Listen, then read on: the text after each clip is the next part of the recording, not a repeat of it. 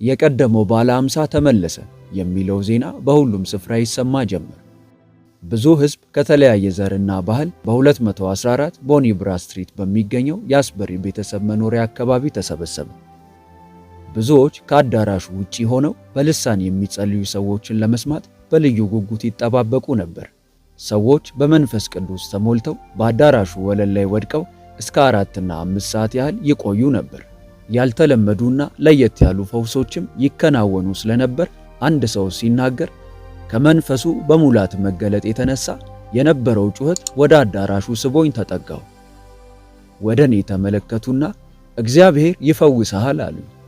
በዛን ዘመን እንዲህ አይነት የፈውስ መልእክት ከመጣ ስራውን ሳይሰራ አይመለስም።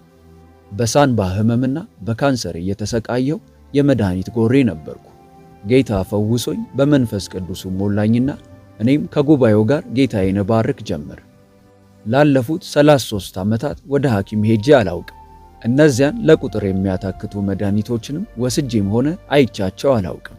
ለእግዚአብሔር ምስጋና ይድረሰው ሲል በዛን ዘመን የነበረው የመንፈሱን ጉብኝት ገልጾታል። ሕይወቶ በሰማያዊ ረሃብ እንዲሁም በእግዚአብሔር መገኘት እንዲሞላ ይፈልጋሉ? እንግዲያውስ ይህንን ቪዲዮ እስከ መጨረሻው ይከታተሉ። በእርጋታ የተሞላው የሴይሞር የቤተ ክርስቲያን አመራር በብዙዎች ዘንድ እየታወቀ ሄደ። የአስበሪ ቤተሰቦች ይኖሩበት ወደ ነበረው ኖርዝ ቦኒ ብራ ስትሪት በመምጣት መደበኛ አገልግሎቱን እንዲጀምር ጠየቁት። ሴይሞርም ጥያቄያቸውን በመቀበሉ በ1906 ዓ.ም በየካቲት መጨረሻ ላይ በቁጥር አናሳ የነበሩ ሰዎች ተሰብስበው ረዘም ላሉ ሰዓታት በመጸለይ የመንፈስ ቅዱስ ጥምቀት በጉባኤያቸው መካከል እንዲገለጥ ወደ እግዚአብሔር ይጮሁ ጀመር። ጉባኤውም በቁጥር እየጨመረ ሲሄድ ሴይሞር የረጅም ጊዜ ወዳጁ የነበረችው ሉሲ ፋሮ ወደ ጉባኤያቸው እንድትመጣና የመንፈስ ቅዱስ ጥምቀትን በተመለከተ የነበራትን ጠቃሚ ልምድ እንድታካፍል ለጉባኤው ሐሳብ አቀረበ። ጉባኤውም ሐሳቡን ተቀብሎ አስፈላጊ የሆነውን ገንዘብ በማሰባሰብ ሉሲ ከሆስተን እንድትመጣ አደረገ። እህት ሉሲ ወደ ሴይሞር ጉባኤ በደረሰች ጊዜ በመካከላቸው መለኮታዊ በረከት የሆነውን የመንፈስ ቅዱስ ጥምቀትን እስኪቀበሉ ድረስ የ10 ቀን ጾም ጸሎት እንዲደረግ ሴይሞር አስታወቀ። በሳምንቱም መጨረሻ ላይ ፕሮግራማቸውን ካጠናቀቁ በኋላ ሚስተር ሊ ወደ ሴይሞር በመምጣት ለፈውስ እንዲጸልይለት ስለጠየቀው ሴይሞር ጥያቄውን በመቀበል የእምነት ጸሎት ከጸለየ በኋላ ሚስተር ሊ ፈውሱን ተቀበለ። ከዚህም በማስከተል ሚስተር ሊ ሴይሞርን እጁን ጭኖ ስለ መንፈስ ቅዱስ ሙላት እንዲጸልይለት ጠየቀው። በሁኔታውም በመስማማት ሴይሞር መጸለይ ሲጀምር ድንገት ሚስተር ሊ በአዲስ ቋንቋ ተሞልቶ ድምፁን ከፍ በማድረግ ይናገር ጀመር። በመካከላቸውም የተገለጠውን የእግዚአብሔርን መንፈስ እየባረኩ ሁለቱም ቀኑን ሙሉ ደስታና ሐሴትን ሲያደርጉ ከቆዩ በኋላ በምሽት በሚኖረው የጸሎት ስብሰባ ተያይዘው ሄዱ። በቦኒ ብራ ስትሪት የጸሎት ስፍራን በደረሱ ጊዜ ስፍራው በብዙ ሰዎች ተሞልቶ ነበር። ሴይሞርም በዝማሬ በአምልኮና በምስክርነት ስብሰባውን ከመራ በኋላ በዕለቱ እግዚአብሔር በሚስተር ሊ ሕይወት ውስጥ ያከናወነውን 2 ድንቅ ነገሮች መሰከረ፣ ፈውስና የመንፈስ ቅዱስ ጥምቀት። ይህን ተናግሮ ሳይጨርስ ሚስተር ሊ በኃይለኛ የመንፈስ ቅዱስ ሙላት ውስጥ ሆኖ በጉባኤው መሃል ድምፁን ከፍ አድርጎ በልሳን ይጸልይ ጀመር። በዚህ መሃል ጉባኤው በጉልበቱ ወድቆ በእግዚአብሔር ፊት በከፍተኛ ለቅሶና ጩኸት መጸለዩን ተያያዘው። በዚህ መንፈስ ውስጥ እንዳሉ 6 የሚሆኑ ሰዎች መንፈስ ቅዱስን ተሞልተው በልሳን መጸለይ ጀምረው የነበረ ሲሆን ከነዚህም መካከል ጄኒ ኢቫንስ ሙር በኋላም ከሴይሞር ጋር ጋብቻ የፈጸመችው እህት በመድረኩ ላይ በነበረው የሙዚቃ መጫወቻ ስር ወድቃ ከፍ ባለ ድምፅ በልሳን ስትጸልይ የመጀመሪያዋ ነበረች።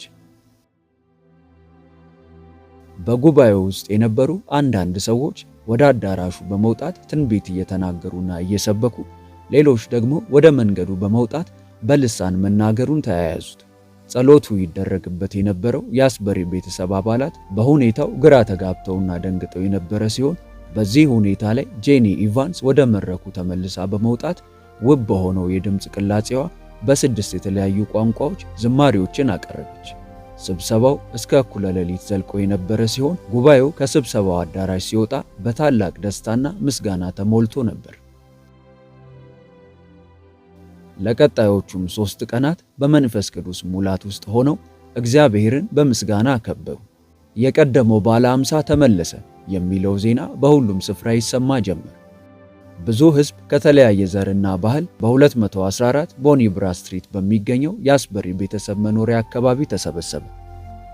ብዙዎች ከአዳራሹ ውጪ ሆነው በልሳን የሚጸልዩ ሰዎችን ለመስማት በልዩ ጉጉት ይጠባበቁ ነበር። ሰዎች በመንፈስ ቅዱስ ተሞልተው በአዳራሹ ወለል ላይ ወድቀው እስከ 4 እና 5 ሰዓት ያህል ይቆዩ ነበር። ያልተለመዱና ለየት ያሉ ፈውሶችም ይከናወኑ ስለነበር አንድ ሰው ሲናገር ከመንፈሱ በሙላት መገለጥ የተነሳ የነበረው ጩኸት ወደ አዳራሹ ስቦኝ ተጠጋው። ወደ እኔ ተመለከቱና እግዚአብሔር ይፈውስሃል አሉ። በዛን ዘመን እንዲህ አይነት የፈውስ መልእክት ከመጣ ስራውን ሳይሰራ አይመለስም። በሳንባ ህመምና በካንሰር እየተሰቃየው የመድኃኒት ጎሬ ነበርኩ። ጌታ ፈውሶኝ በመንፈስ ቅዱሱ ሞላኝና እኔም ከጉባኤው ጋር ጌታዬን ባርክ ጀመር። ላለፉት 33 ዓመታት ወደ ሐኪም ሄጄ አላውቅም።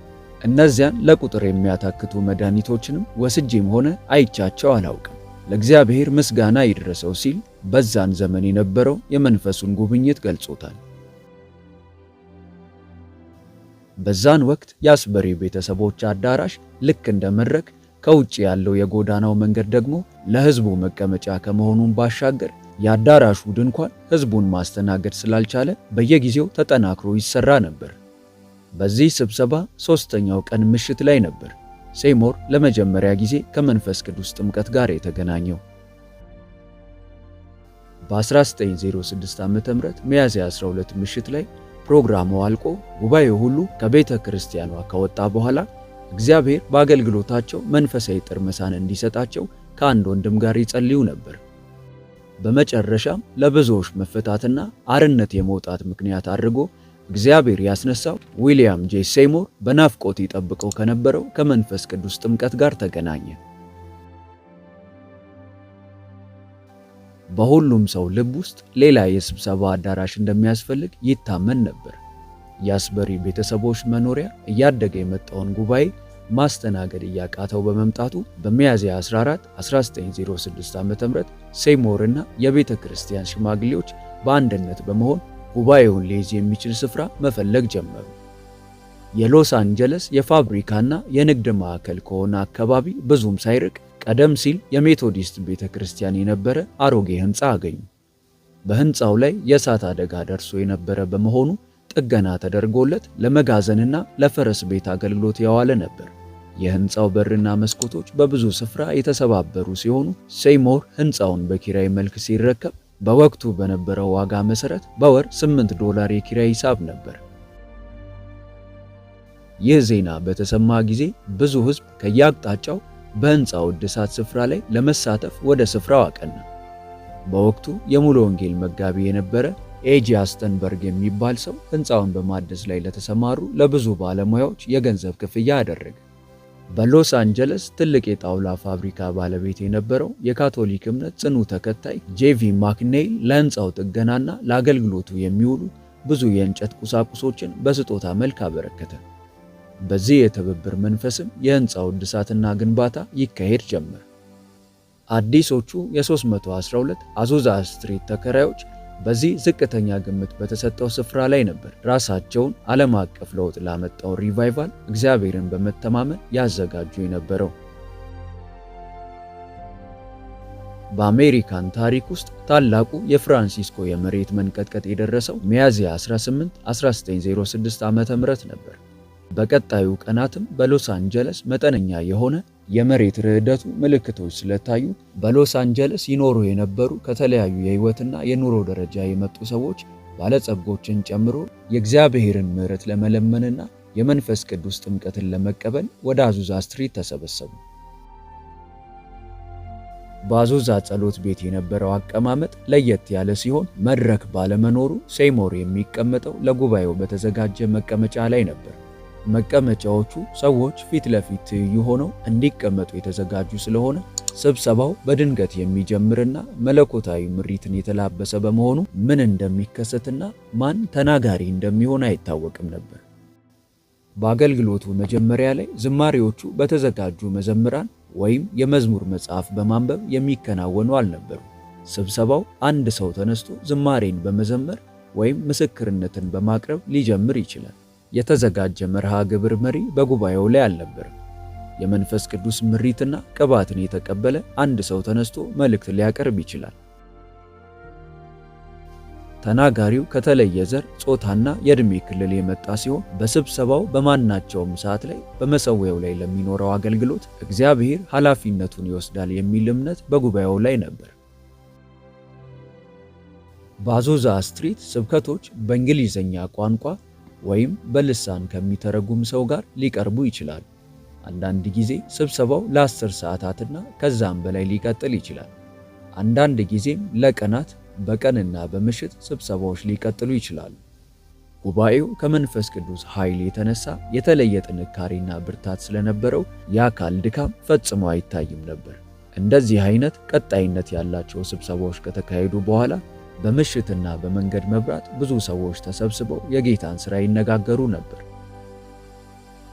በአዞዛ የሚካሄዱ ስብሰባዎች በመንፈስ ቅዱስ ቅባትና ኃይል ቁጥጥር ስር ስለነበሩ በመንፈስ ሙላት ውስጥ ያሉ አማኞች በለቅሶና በመቃተት ይጮኹ ነበር።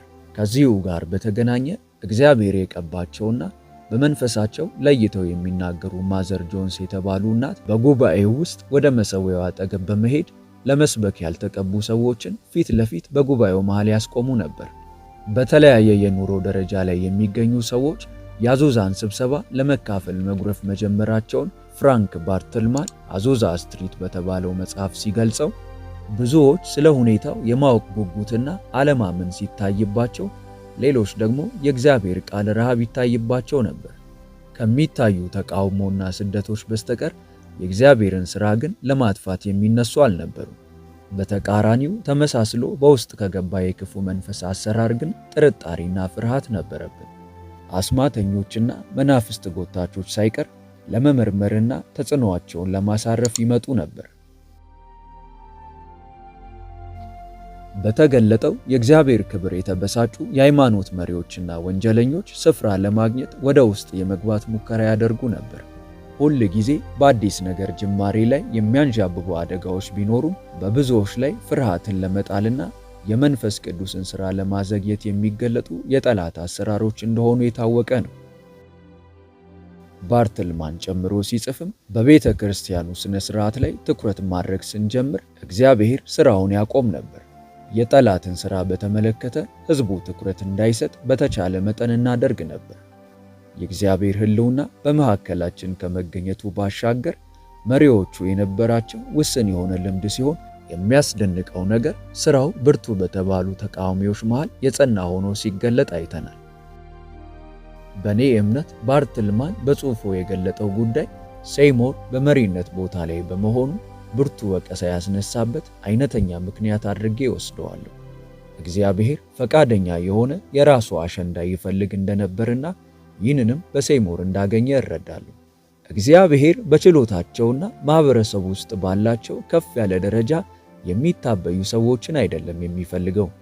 ምናልባት የሴይሞር ውስን የሆነ ልምድ የፈጠረበት ችግር ሊኖር ይችል ይሆናል። ነገር ግን የቤተ ክርስቲያን አመራር በጠላት አሰራር ላይ ሳይሆን ትኩረት ሊያደርግ የሚገባው በእግዚአብሔር እውነት ላይ መሆን አለበት። ስህተትና ማጭበርበር በጸሎት፣ በስልጣን፣ በጥንካሬና በጥበብ የተሞሉ መንፈሳዊ መሪዎች ላይ ብልጫ ሊኖረውና ሊቋቋማቸውም አይችልም። ጉባኤው በጸሎት በመደገፉ ደስተኛ ነኝ። ምክንያቱም እግዚአብሔር በመንፈስ እንዲመሩ የሚያግዛቸውን ድምፁን ይልካል። የሚሰሙትም ድምፅ በመንፈስ ቅዱስ ኃይል እውነተኛውን ነገር ከስህተት ለይተው እንዲያወጡ ያግዛቸዋል። ከእግዚአብሔር የሆነ ጠንካራ አመራር ወርቁን ከነሐስ መለየት ይችላልና። ምንም እንኳን መንፈሳዊ ውዥንብሮች ቢታዩም የአዞዛ ሪቫይቫል በቀንና በሌሊት መስራቱን ቀጥሎ አጠቃላይ የሕንፃው ክፍል ለመንፈሳዊ አገልግሎት ውሎ ነበር። በክርስቶስ ኢየሱስ ደም የመዋጀት ሥራ ላይ ከፍተኛ ትኩረት ተሰጥቶ የነበረ ሲሆን ብዙዎች ላቅ ያለ መንፈሳዊ ደረጃ ያለው ሕይወት እየኖሩ ነበር። በመካከላቸውም ከተገለጠው መለኮታዊ ፍቅር የተነሳ አንዱ በሌላው ላይ ያልተገባና ጸያፍ ንግግር አይናገርም ነበር። የተማሩና ሀብታሞች ካልተማሩና በድህነት ውስጥ ካሉት ጋር በአንድ ላይ በእንጨትና በብረት አግዳሚ ወንበር ላይ ተቀምጠው የእግዚአብሔርን ቃል ይሰሙ ነበር። እንደተለመደው ከዛሬው ቪዲዮ ምን እንደተማሩ በኮሜንት መስጫው ቦታ ላይ በማስቀመጥ ተሳትፎውን ያሳዩ። ቪዲዮውን ላይክ እና ለወዳጆች ሼር በማድረግ አብረውን ያገልግሉ። ለቻናላችን አዲስ የሆናችሁ ቻናሉን ሰብስክራይብ በማድረግና የደውል ምልክቷን ተጭነው ኦል በማለት እንደዚህ ያሉ አስተማሪ ፕሮግራሞች፣ ህይወት ለዋጭ ትምህርቶች፣ ዝማሬዎችና የጸሎት ጊዜያት በየዕለቱ እንዲደርሱ ማድረግ ይችላሉ። በቀጣይ ቪዲዮ እስከምንገናኝ ሰላም ሁኑ። ሆሊ ቲዩብ ኢትዮጵያ ዩቲዩብ ቻናል በይበልጥ በመንፈሳዊ ህይወቶ እጅግ የሚበረቱባቸውና መንፈሳዊ ረሃቡን የሚጨምሩ ትምህርቶች እንዲሁም የጸሎት አገልግሎት በየቀኑ እንዲደርሱ ሰርቫንት መልካሙ ሙሉጌታ በማለት የፌስቡክ እንዲሁም የቲክቶክ አካውንታችንን እንዲሁም ሆሊ ቲዩብ ኢትዮጵያ ብለው ሰርች በማድረግ የቴሌግራም ቻናላችንን ይቀላቀሉ። ተባርካችኋል።